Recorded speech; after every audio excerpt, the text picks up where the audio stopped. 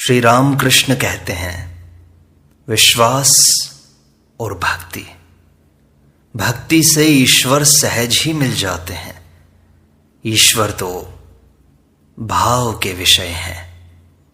यह कहते ही श्री राम कृष्ण ने भजन आरंभ कर दिया। उस भजन के भाव ये थे, हे मन, तू अंधेरे घर में पागल जैसा ईश्वर की खोज क्यों कर रहा है? वह तो भाव का विषय है। बिना भाव के, अभाव द्वारा क्या कोई उसे पकड़ सकता है?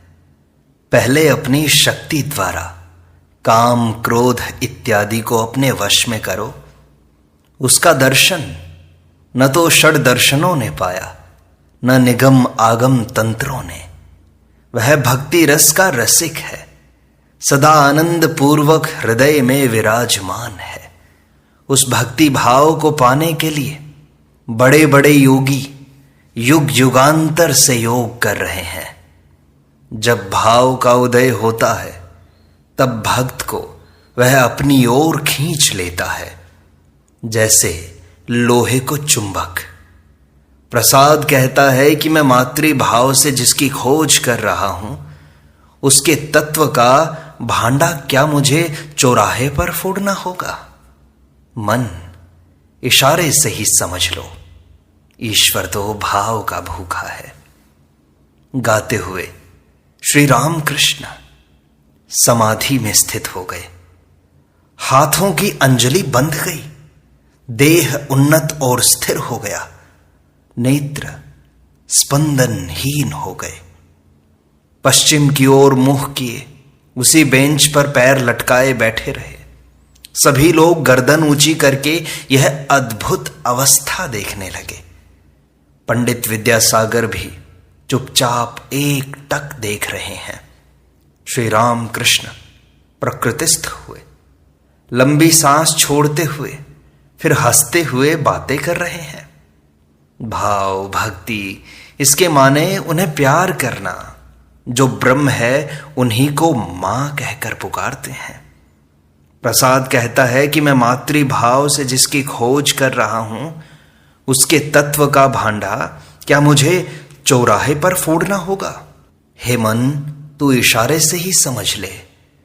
राम प्रसाद मन को इशारे से ही समझने के लिए उपदेश करते हैं। यह समझने को कहते हैं कि वेदों ने जिन्हें ब्रह्म कहा है, उन्हीं को मैं मां कहकर पुकारता हूं। जो निर्गुण हैं वे ही सगुण हैं, जो ब्रह्म हैं वे ही शक्ति हैं। जब यह बोध होता है कि वे निष्क्रिय हैं, तब उन्हें ब्रह्म कहता हूं। और जब यह सोचता हूं कि वे सृष्टि, स्थिति और प्रलय करते हैं, तब उन्हें आद्या शक्ति काली कहता हूं। ब्रह्म और शक्ति अभेद हैं, जैसे कि अग्नि और उसकी दाहिका शक्ति।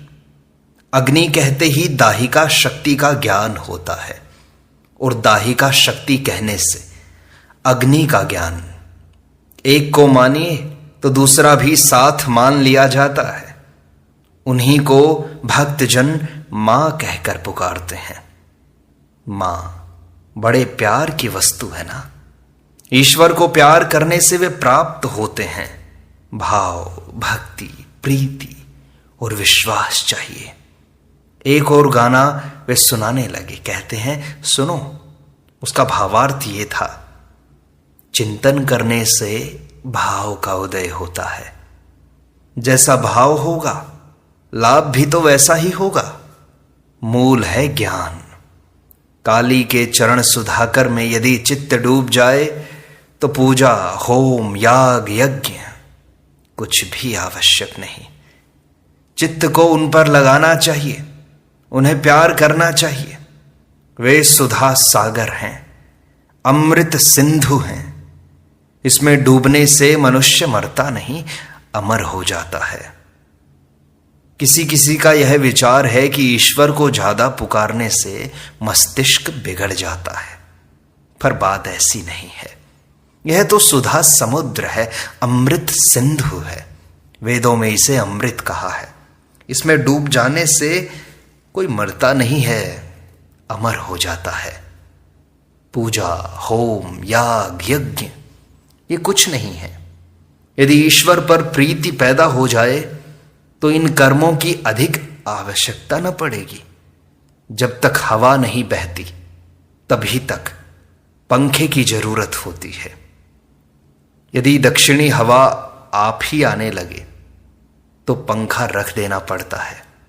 फिर पंखे का क्या काम? तुम जो काम कर रहे हो ये सब अच्छे कर्म हैं। यदि मैं करता हूं इस भाव को छोड़कर निष्काम भाव से कर्म कर सको तो और भी अच्छा है। यह कर्म करते हुए ईश्वर पर भक्ति और प्रीति होगी। इस प्रकार निष्काम कर्म करते जाओ तो ईश्वर लाभ भी होगा। उन पर जितनी ही भक्ति प्रीति होगी उतने ही तुम्हारे काम घटते जाएंगे।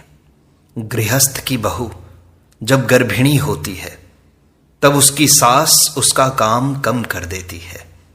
9 महीने पूरे होने पर बिल्कुल काम छूने तक नहीं देती।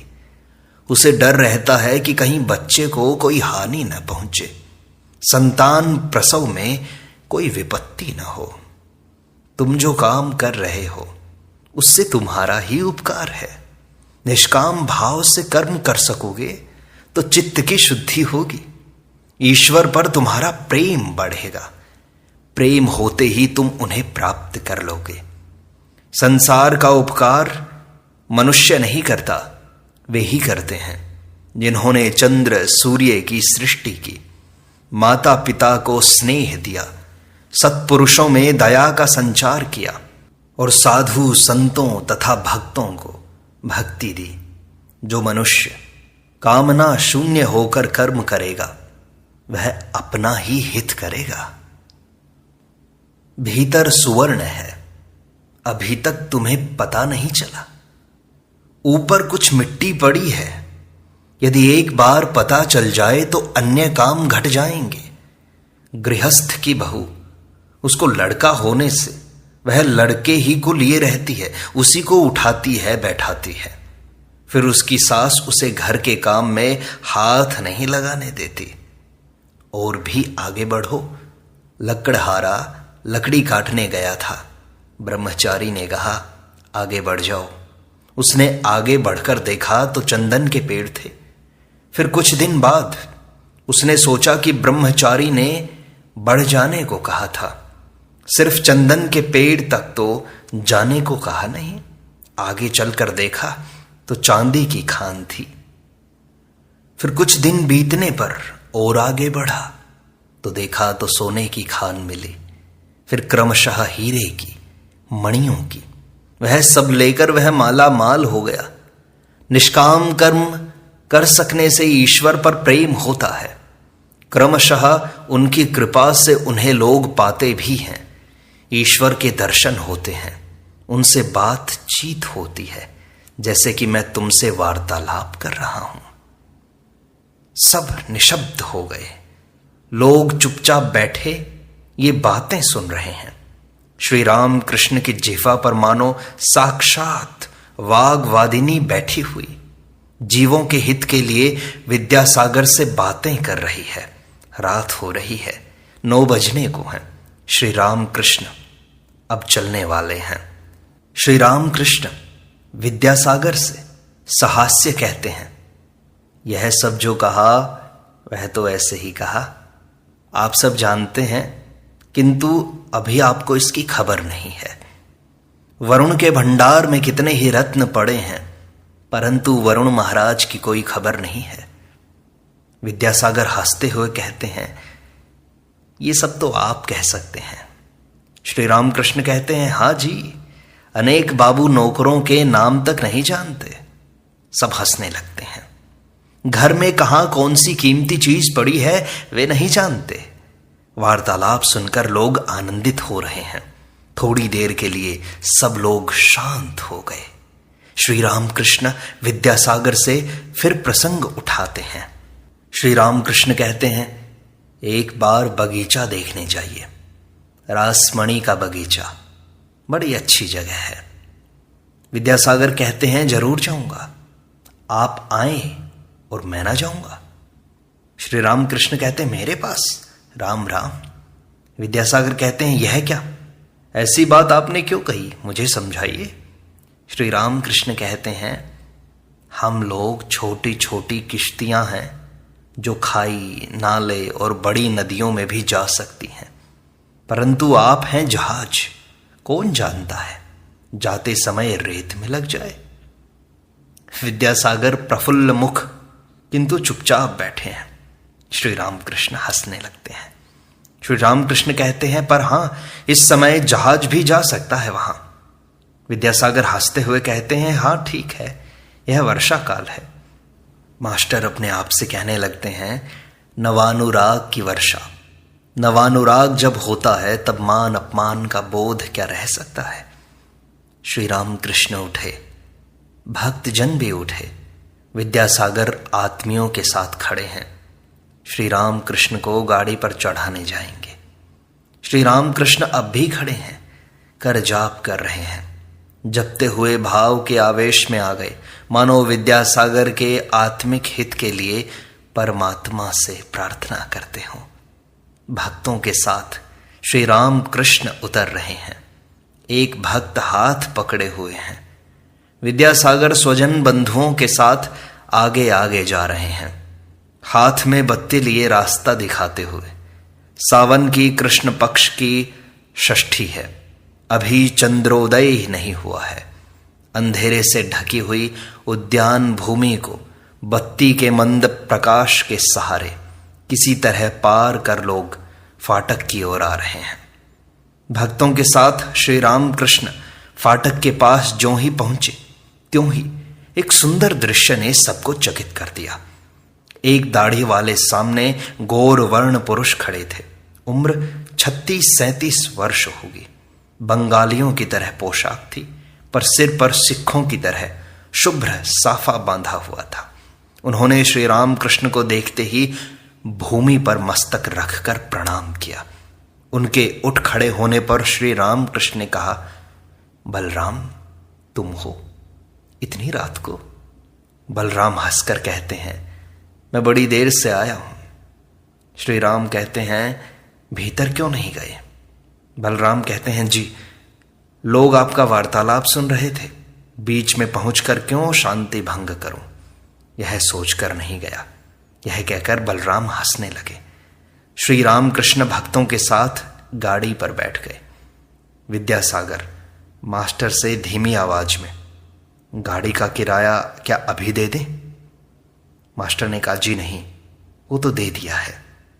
विद्यासागर और अन्य लोगों ने श्री रामकृष्ण को प्रणाम किया। गाड़ी उत्तर की ओर चलने लगी। दक्षिणेश्वर काली मंदिर को जाएगी। सब लोग गाड़ी की ओर देखते हुए खड़े हैं, सोच रहे हैं ये महापुरुष कौन है, ये ईश्वर पर कितना प्रेम करते हैं। फिर जीवों के घर घर जाकर कहते हैं कि ईश्वर पर प्रेम करना ही जीवन का उद्देश्य है। परिच्छेद 8। दक्षिणेश्वर के मंदिर में श्री राम कृष्ण केदार आदि भक्तों के साथ वार्तालाप कर रहे हैं। आज रविवार अमावस्या 13 अगस्त 1882 ईस्वी है। समय दिन के 5 बजे का होगा। श्री केदार चटर्जी का मकान हाली शहर में है। ये सरकारी अकाउंटेंट का काम करते थे। बहुत दिन ढाका में रहे। उस समय श्री विजय गोस्वामी उनके साथ सदा श्री राम कृष्ण के विषय में वार्तालाप करते थे।